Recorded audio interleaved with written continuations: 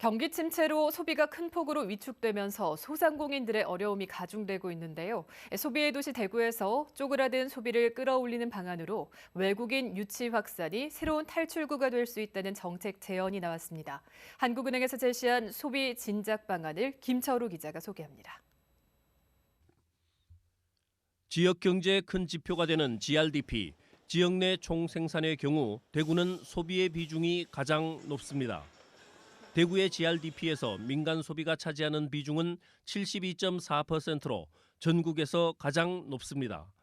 전남, 충남, 울산이 30%대인 것에 비하면 2배 정도고 전국 평균보다도 훨씬 높습니다. 그나마 대구 시민들이 타 지역에서 소비하는 비중은 56.8%지만 타 지역 사람들이 대구에서 소비하는 비율은 30%로 낮은 수준입니다.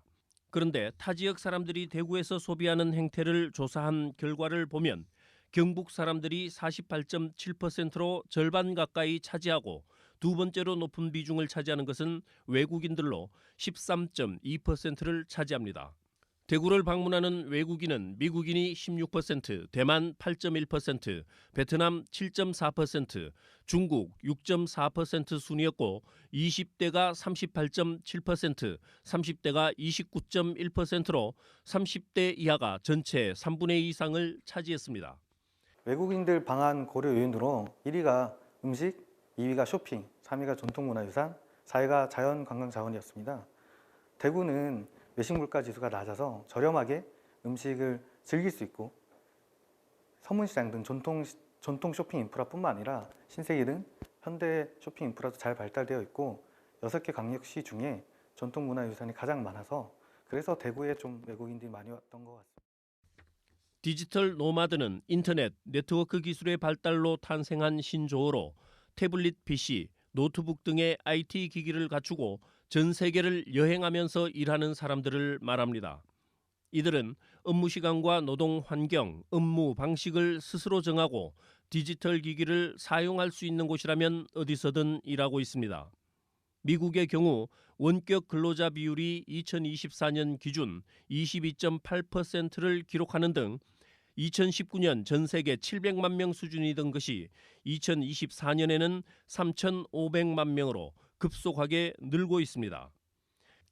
외국인 관광객 한 명의 부가가치 유발 효과는 12만 6천 원, 생산 유발 효과는 26만 원, 취업 유발 효과는 0.01이지만 디지털 노마드는 부가가치 유발 266만 원, 생산 유발 540만 원, 취업 유발 효과는 0.06으로 적게는 3배, 많게는 20배의 효과를 가져옵니다.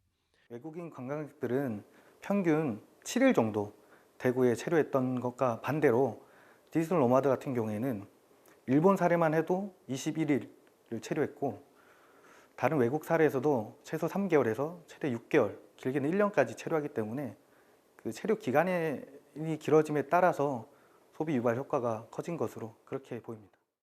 대구는 인터넷 속도가 빠르고 물가도 저렴해서 경상북도가 운영하는 광역 비자의 기능을 조금 확대한 대응 방안 마련에 상대적으로 우위를 가지고 있다고 분석하고 있습니다.